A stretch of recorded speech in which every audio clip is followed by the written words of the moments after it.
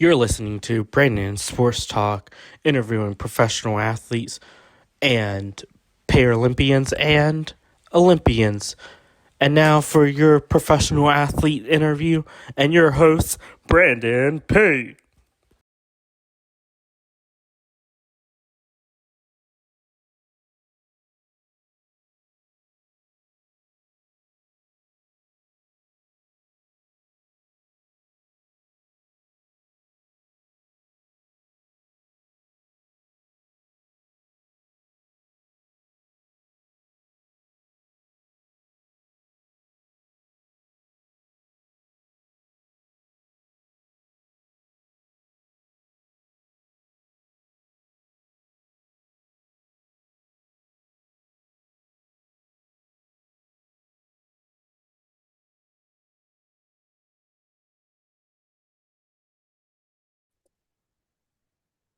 Welcome back to Brandon Sports Talk. In today's episode of the privileged interview, the USA's track and field athlete for disc throwing, Elena Bruckner. How are you doing today? I am so good. How are you doing, Brandon? I'm doing good. Can you talk about how you knew that you wanted to get started in competing in track and field professionally? Yeah, so I I guess I'll go back to like when I was a little kid. Excuse me.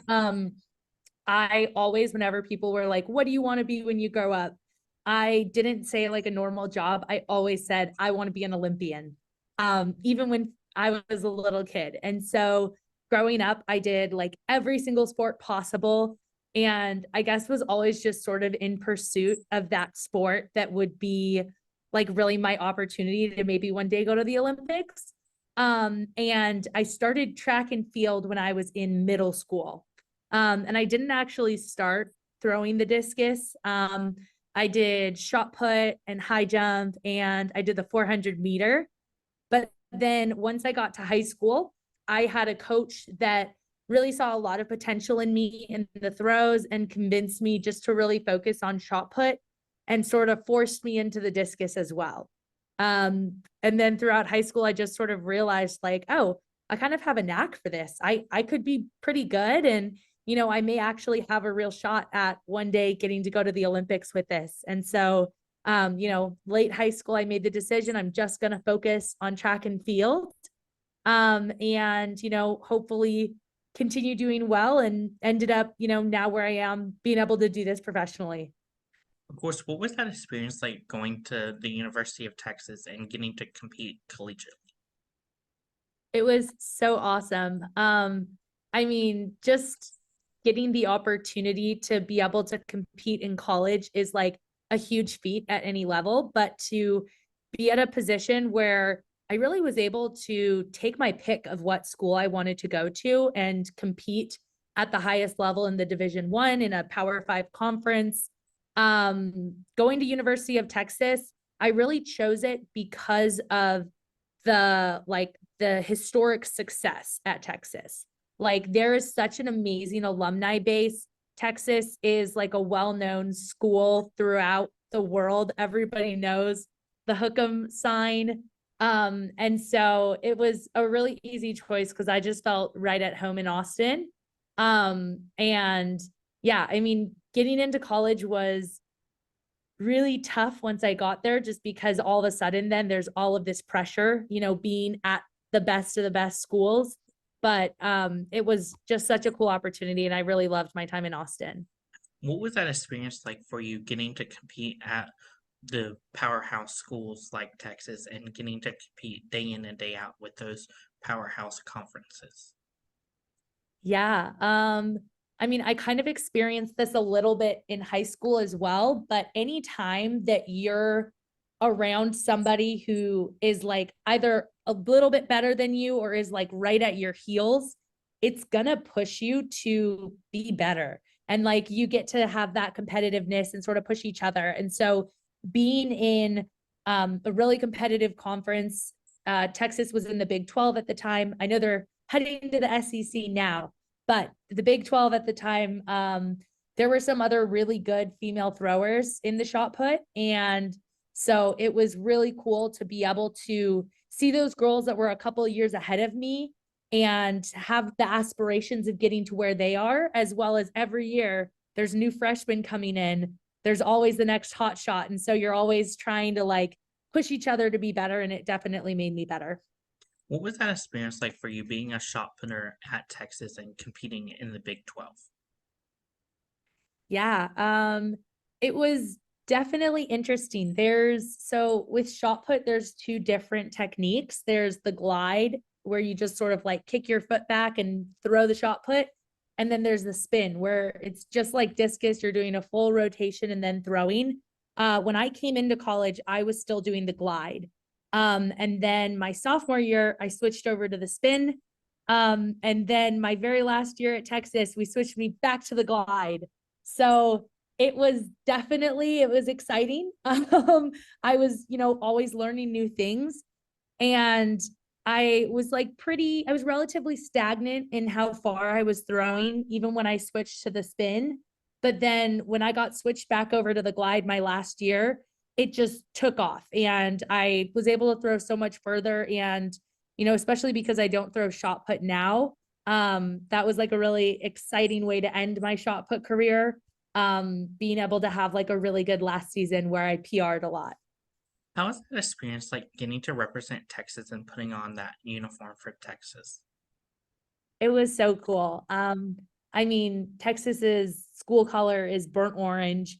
It is the only school with burnt orange as its color. And so there is just something about putting on that burnt orange. And it's silly because some people think it's like an ugly color, and we would always make jokes with each other that we looked like big carrots when we were wearing our full orange outfits.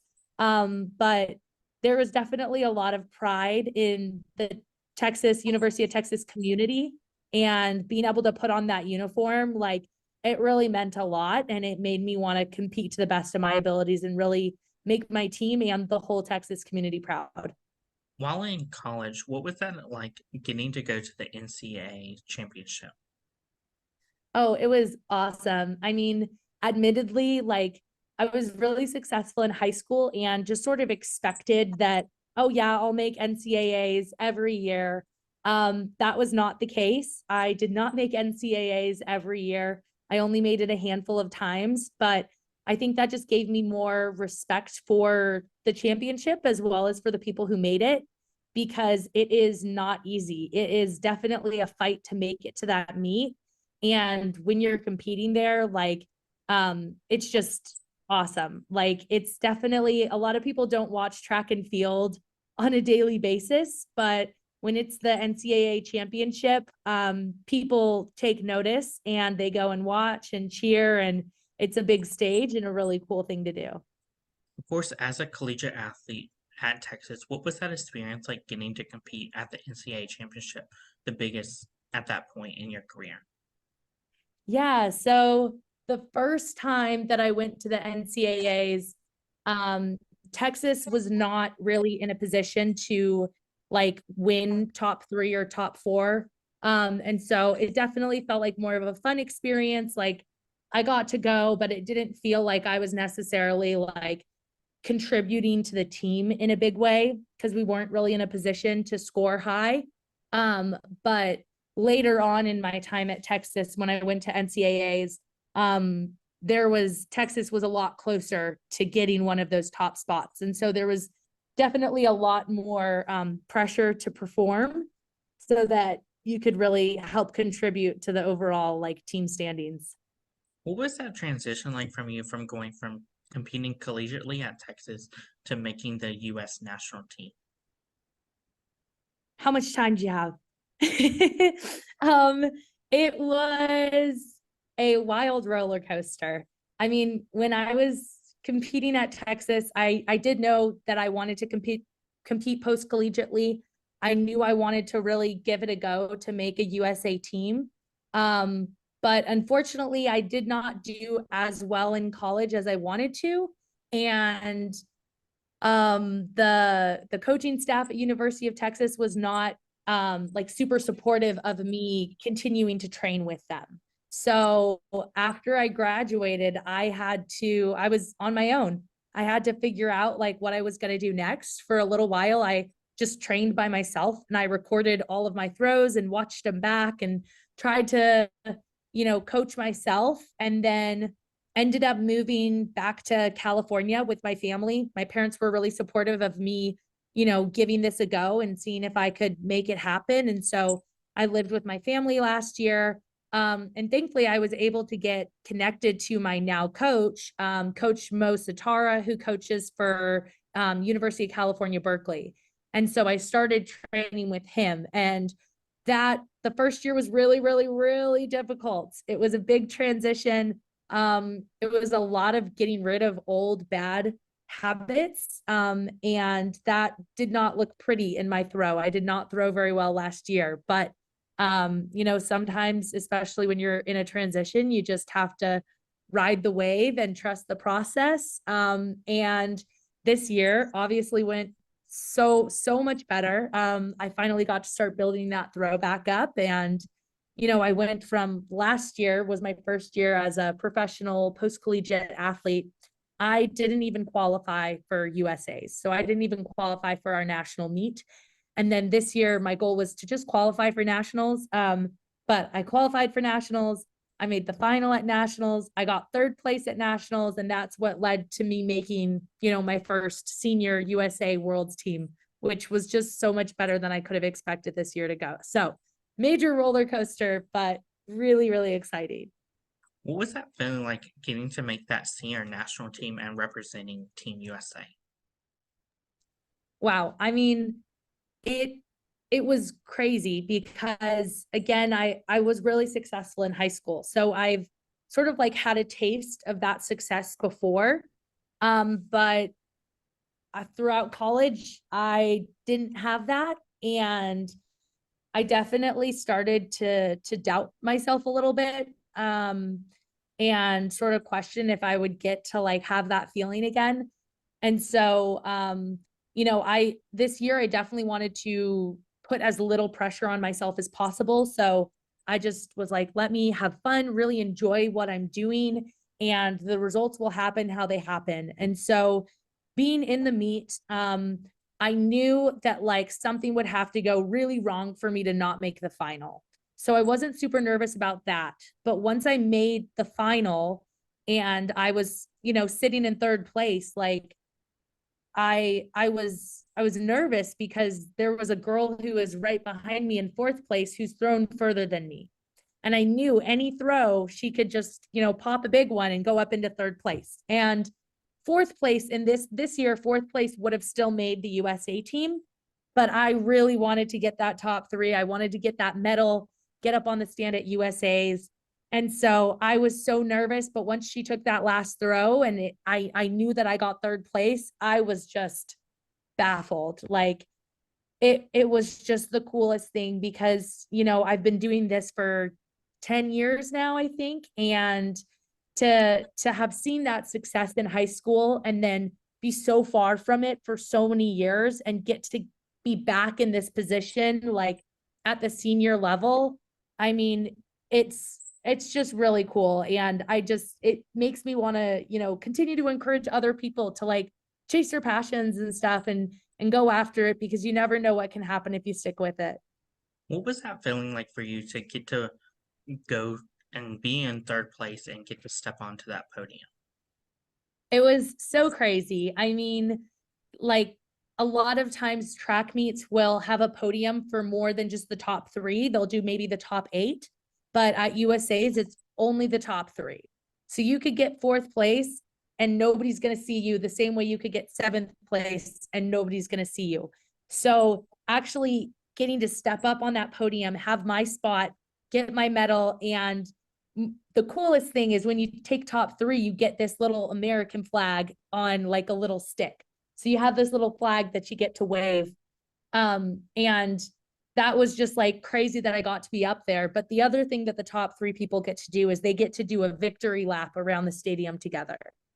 And so fourth place, even though you still make the world's team this year, they don't get to do that. And so that was like, because I got third place, I was like, oh my gosh, I get to take part in this victory lap. And you go around and, you take pictures with people, you give people high fives. I got to hug my family.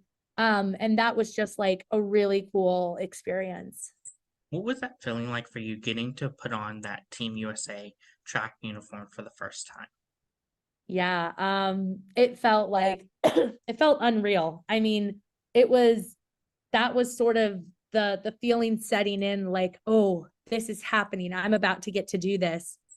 And I think when I felt like the most special putting it on was actually the night before I competed at Worlds.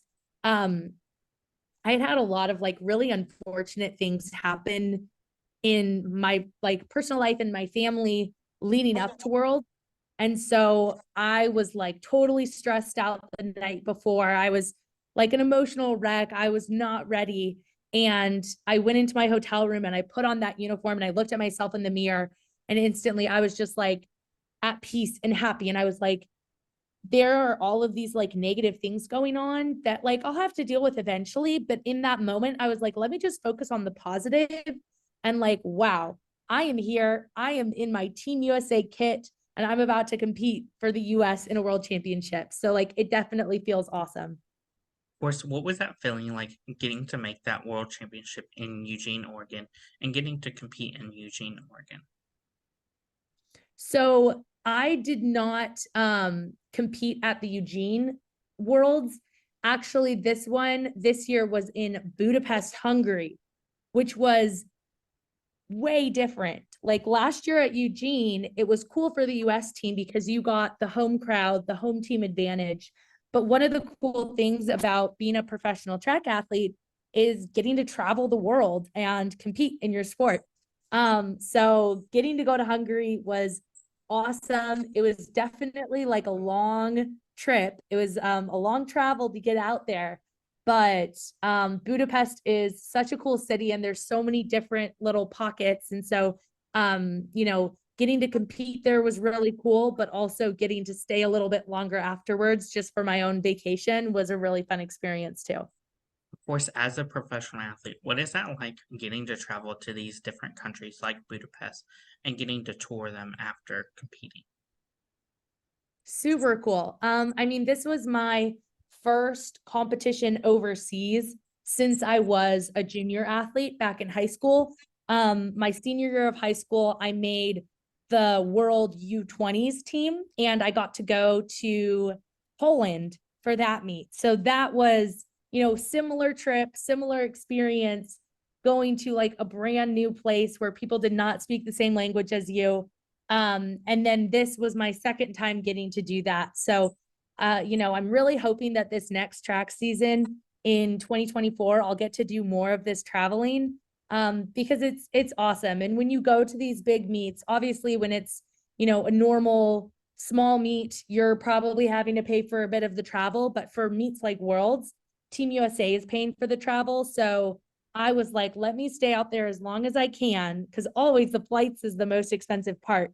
And I was like, I already took some time off of work. Let me, just get to explore and learn about this culture because honestly, I never would have gone to Poland just for the heck of it on my own. And I probably never would have gone to Hungary on my own just for vacation. And so it's a really cool opportunity to get to learn about other cultures, and just experience more of the world that like you might not have chosen to do so on your own. For my listeners that don't know, how do you compete in disc throwing and what is disc throwing? Yeah. So in track and field, there's obviously the running events and then there's the field events. So throwing is a field event. There are four different throwing events. There's the javelin, which is you see people running, throwing the giant spear. That's javelin. Shot put is where you're throwing the cannonball. Hammer throw is the cannonball on a wire. And then discus is that heavy frisbee where you spin in a circle and just launch it. You don't throw it the same way that you throw a frisbee, you throw it the other way. But yeah, it's always the same technique with discus. You do one, you're facing the back of the ring, and I guess you turn 100, 360 plus 180, whatever that math is. That I think it's 520 maybe, but however many degrees, you take a spin and a half and you throw it out onto the field And for me, my personal like furthest throw is 61 meters and 51 centimeters. So that's over 200 feet. And I'm nowhere near the top of the list in the world. So people are launching that thing. And I'm actually left-handed. So if you ever watch me throw, it probably looks like I'm doing it backwards. Of course, what are some of the similarities and differences between disc throwing and shot put throwing? Yeah. I think it depends with shot put, like I mentioned before, there's the glide technique and then there's the spin technique. So if you're doing the glide, there's still some similarities. I think for me, the biggest similarity is when you're finishing the throw. So when you're, letting go of the shot put or letting go of the discus, you're throwing all of your body and power and momentum out the front of the ring. But in order for it to be a legal throw, you have to stay inside the ring or it's a foul and it doesn't count. So there's this part of your technique that's called a reverse, or some people call it the switch. But basically what it's doing is it's where you're taking the side of your body that you're throwing on. So for me, that's my left side. It's taking your left side and throwing it on in like a cross so that you stay inside the ring. And so that's something that like I loved about throwing the glide shot put, that I've been able to use a lot of the similar technique for that in the discus. Of course, how do you keep the momentum of your body from not falling and your balance when going around in a circle before throwing the disc?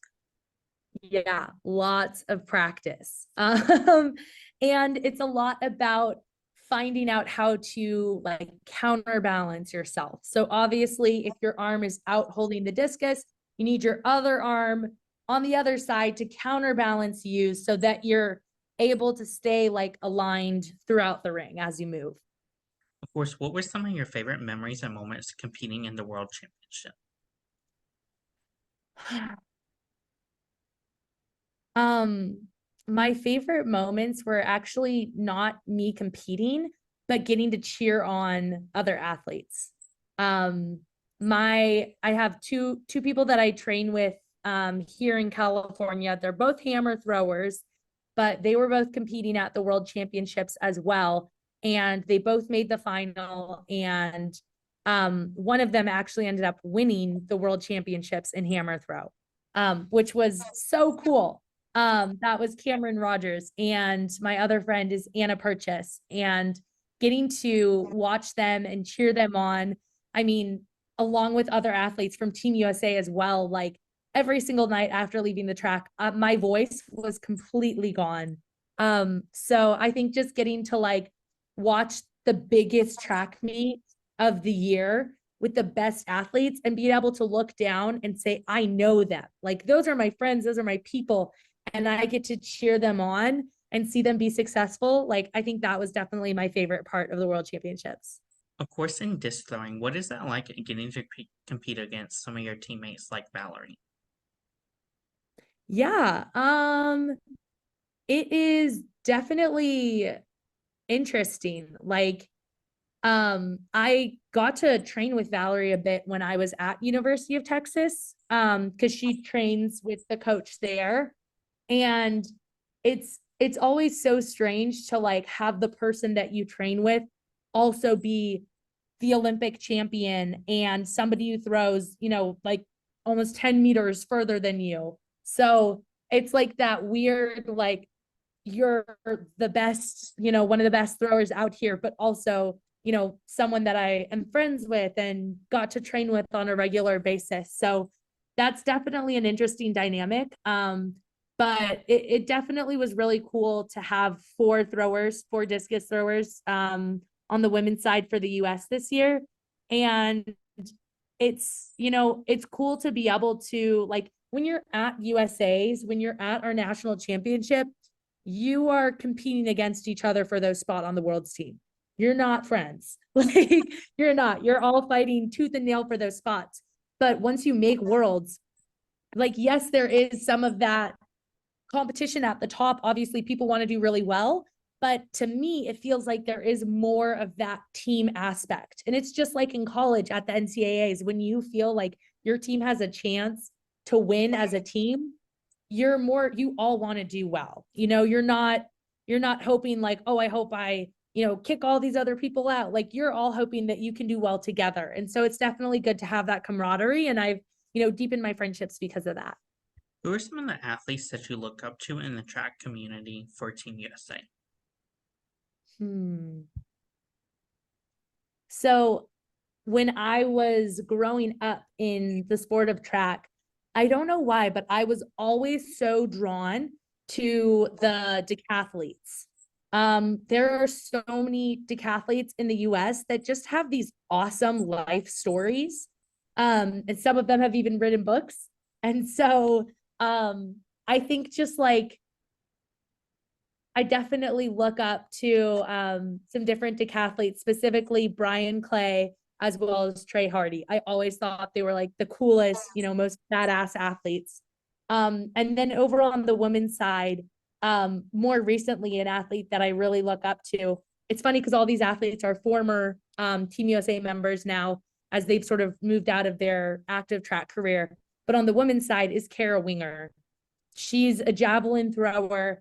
And last year was her last season throwing professionally. And this year, she's actually moved into being involved in the track world in a different way. She's doing a lot of commentating, and especially for women in professional sports as a whole, but also track and field, she has been super supportive of finding ways to make it more like sustainable for us to be in the sport. And just the fact that like she didn't, go like she went out on top. She went out throwing, Diamond League, like World League, big stuff. But instead of like finishing her career and coming out and saying like, oh yeah, look at me, look at everything that I've done, she's like immediately investing back into the track and field community as a whole. And she's also like a really nice person. So yeah, that's another athlete I look up to in track. Who are some of the influential people in your career that have shaped you into the track athlete you are today? Yeah, I think the biggest influence on my track career would be one of my high school coaches, Greg Tafralis. He is a former Olympic shot putter himself. And I kind of got to work with him in high school by happenstance.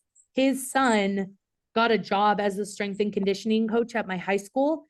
And just happened to be able to get me and my teammate Rana Stone connected to Greg, and Greg just invested in us and helped coach us and teach us. And, he obviously like had really good technical knowledge that was super helpful. But overall, like the biggest thing Greg taught me was to believe in myself and believe that like I was the best and nothing could stop me and nothing could hold me back. And it was kind of funny because he definitely did it in like a very strong way. Like he would always be at every practice being like, I can't believe you. I'm the best in the world. Like you need to figure this out. Like it was but it was such a strong belief that like you can do it and you're capable of it. And like that, I truly believe is something that like has carried me to where I am today. And I just know I would not be anywhere near where I am if I hadn't connected with him and gotten to work with him throughout my career. What is it like in getting to travel around the world representing Team USA on the track and field side? Yeah, I mean, it's interesting because for the US, it's a little bit different than some other countries. So other countries have like a smaller talent pool to pull from sometimes. And so they'll see developmental athletes and they'll make them a part of these like talent programs and just invest in them. So you're kind of like on the national team on a more consistent basis. Whereas in the US, you have to make that team every single year. And it's not even like a yearly thing. It's like you have to make that team on the day of US nationals. So you could be ranked number one in the world, but if you have a really bad day at nationals, doesn't matter. You didn't make the team. And so it's definitely a little bit more cutthroat, but you know that like the team is the best of the best at that time. You're not going to end up with people that, maybe did good at the beginning of the season, but they're, a little run down at the end of the season. Like it's always going to be who is the best right then and there. But again, you're only traveling as Team USA for that one meet. Then it's not like a continued, after that meet's over, you're now a former Team USA athlete until you make the team again the next year. Of course, what is that like getting to compete against different countries like Mexico, Argentina, and Spain, and even Canada? It's awesome. I mean, I think everybody sort of views it differently, and there's different events that have a little bit more tension than others. Like you could think about in the women's 100-meter race, there was some serious tension this year between Team USA and Team Jamaica. Because like thankfully Sha'Carri Richardson, I feel bad. I always Sha'Carri Richardson.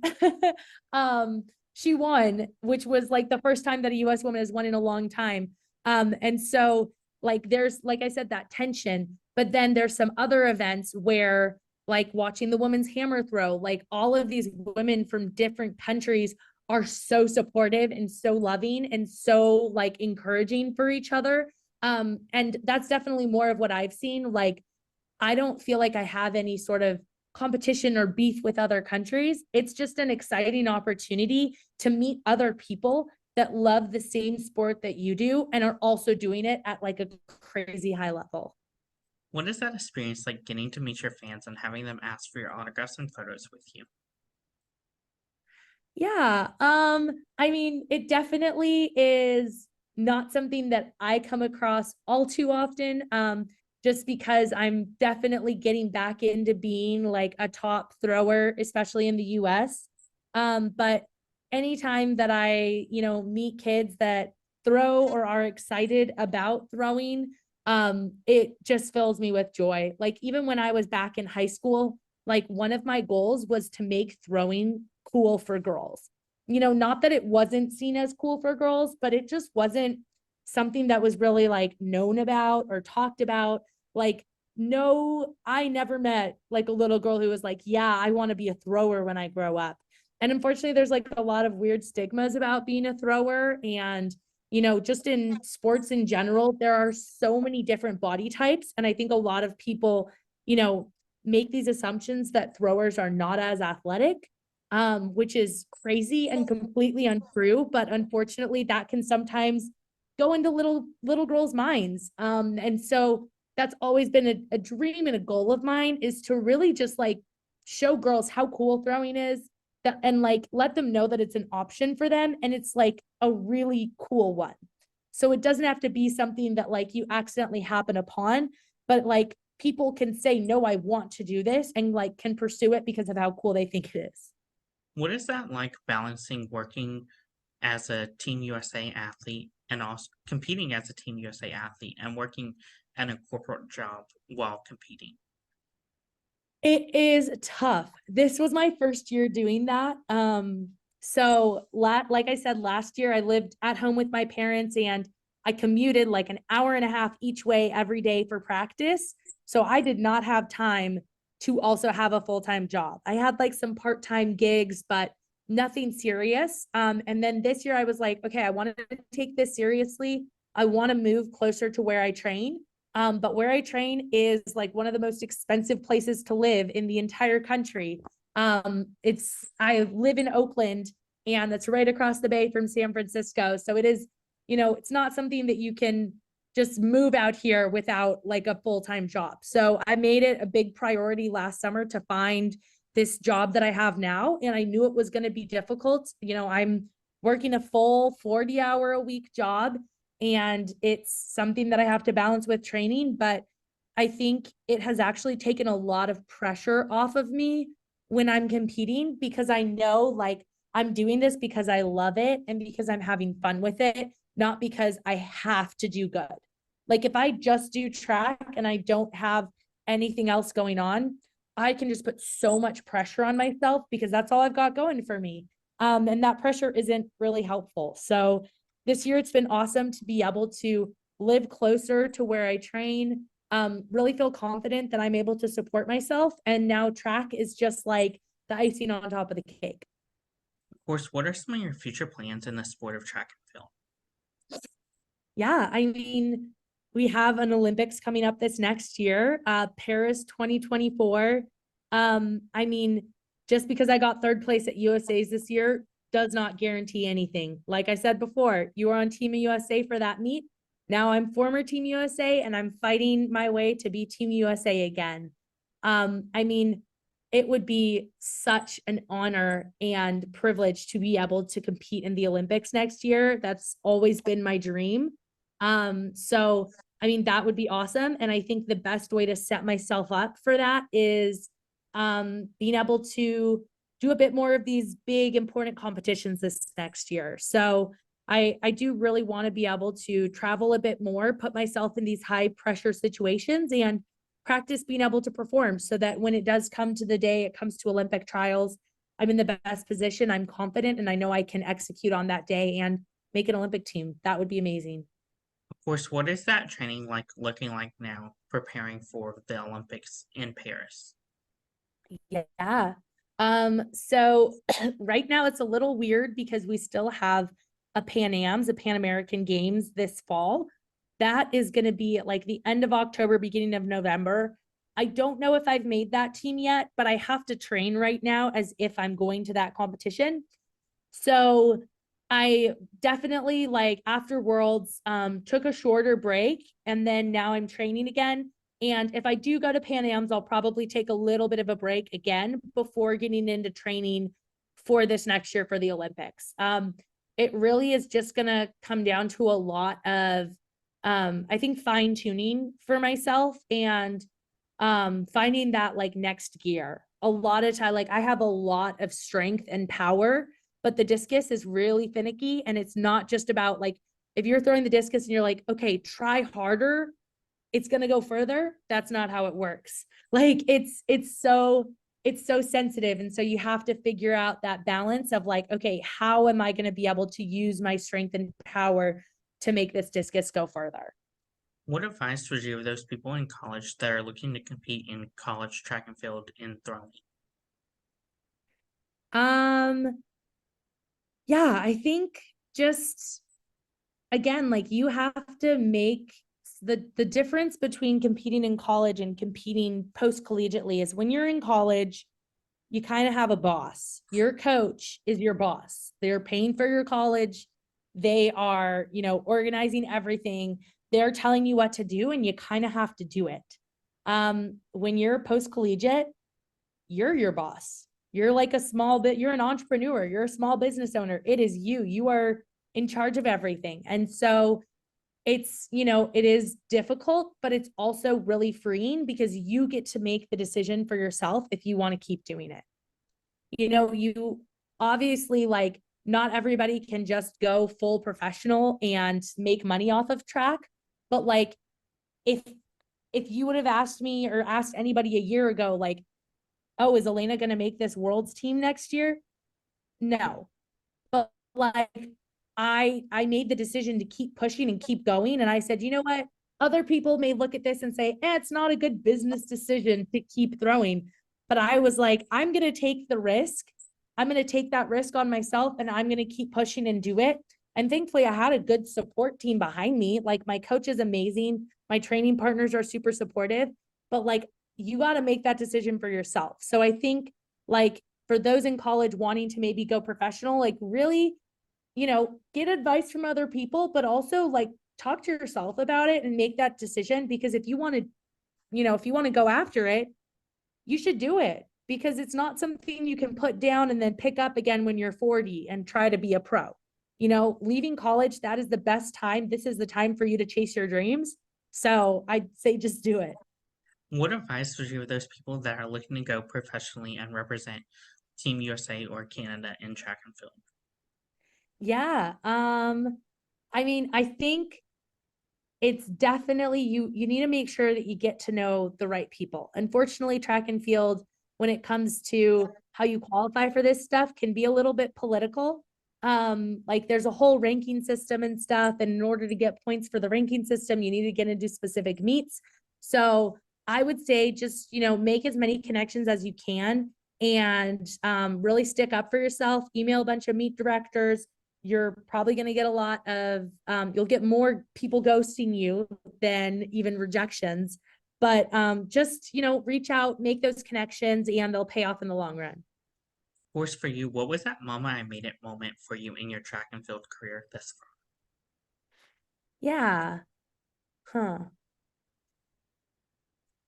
I think for me, it was definitely like after USA's this year. Again, going through that experience of being really successful in high school, not so successful in college, and then getting back to this elite level. Yeah, it was just, it's like, I can't believe it happened. Like you can believe in yourself as much as you want, but then to actually see like these dreams come to fruition, it's like, oh, no, this is real. This is happening. And so, yeah, it definitely getting third place at USA's was, wow, I can't believe this just happened. What advice would you give those people that are looking to balance doing work and corporate work and being a professional athlete in track and field? Yeah. I think it the most difficult thing is like you're always going to have to make some sort of sacrifices. But like you also have to make sure that you're taking care of your mental health. And so, like yes, you have to be disciplined and make sure that you're doing enough at work that you're keeping your job. But also like when it comes to training, like I really only have time for work and training, but sometimes I need to go hang out with a friend, or sometimes I need to prioritize my health. And so you have to make those sacrifices, whether it's, what, I just need to take a sick day at work today. Or it's, what, I'm not going to go lift today. And instead I'm going to make sure that I stretch and I take an ice bath and take care of my body and just get some space and some time to rest for my brain. Like you just have to make sure that you're checking in with yourself often, because it's so easy to get burnt out in the sport and in work when you're doing them both at the same time. What advice would you give those track and field athletes that are throwers that are in shot put or disc? Yeah. I think like just continue to believe in yourself and really like push to enjoy the sport as well. Like especially when you're in college, there's a lot of people with high expectations for you, but making sure that you remember like why you even picked up a shot put back in middle school or back in high school. And just making sure that like you continue to have fun, because like ultimately we're all one day going to stop throwing, and for me, I want to be able to look back and remember like how much joy the sport brought me, instead of look back and have a lot of regrets. That's great advice. Where can my listeners find you at on social media? Yeah, so I'm most active on Instagram, and my Instagram is at Laney Bruck, which is LANIE BRUCK. Thank you again, Lainey Brooke, for your interview, and best luck in your future as a USA track and field disc thrower. Thanks so much for having me on the podcast, Brandon. Thank you. You can find Brandon Sports Talk on Instagram at Brandon Sports Talk, Twitter at Talk_Brandon, and you can find me on YouTube at Brandon Sports Talk. Don't forget to like, comment, and subscribe. Thank you again, Lainey Brooke, for your interview, and best luck in your future. Thank you. You've been watching Brandon Sports Talk. Please feel free to like, share, and subscribe to Brandon Sports Talk on social media and on YouTube.